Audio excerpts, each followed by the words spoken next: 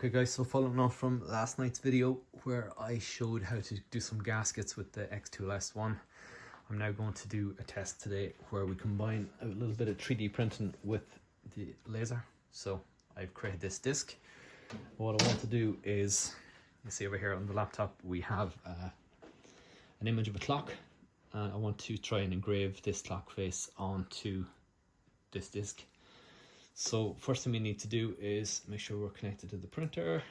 So select it, hit connect. Now we're connected, we want to measure. So in order to measure, we need to bring this laser head, you can see the red X on it here.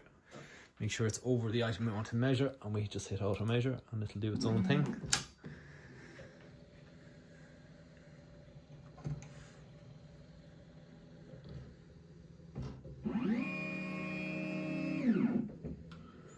Resets the pin. Now it knows the height of the item we're going to etch, but it doesn't know how big it is, so we need to go and define an area. So we click on this over here, and in this case we're going to go with a circle. It's a start marking, and we need to pick 3 points on the circle. So again, with the laser you get your crosshair to a point, click the blue button that records one dot, move it to another point, click the blue dot, and finally third point, click the blue dot, and you can see over here it's created a circle on the laptop. So we can hit end marking and done. Now you can see these two things do not match, so select this here for a second. You see this is the background is the 200mm disc that it has measured out, so we want to make sure these two align. And once you're happy with the alignment, you can verify that by moving this back over your crosshair. That's pretty much bang on. We can then go over here to a thing called framing. Click on framing, and again press the blue button, and it will follow the path it's planning to engrave. So it's within that bounds.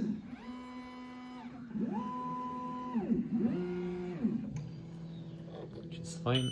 Framing completed. We want to go and change our settings. So in this case I haven't actually engraved PLA before, so I have no idea how much power we need. So I'm going to go on the low side, just we can always increase it if we need to. So I'm going to go with 5% power, and I'm going to go with 100 to be fine.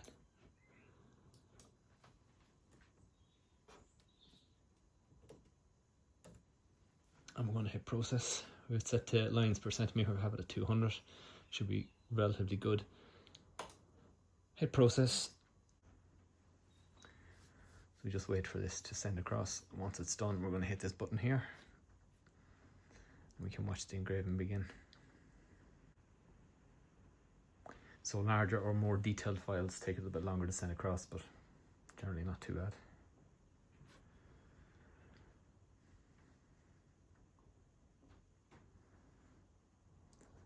So that's done, it's ready to go. So we're going to hit the button and watch what happens.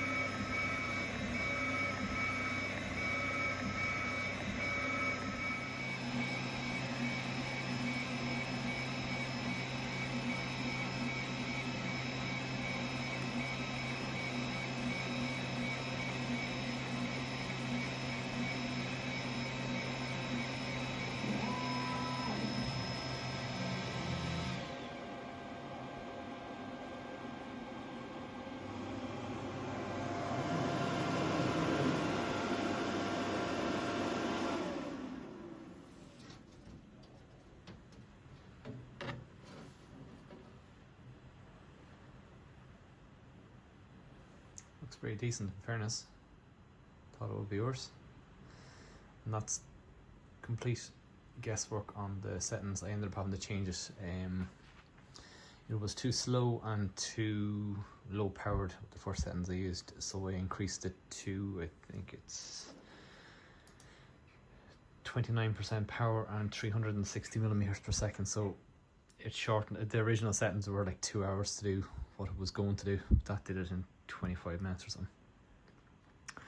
Yeah, that's of some use. Let me know in the comments if you want to see more. Thanks.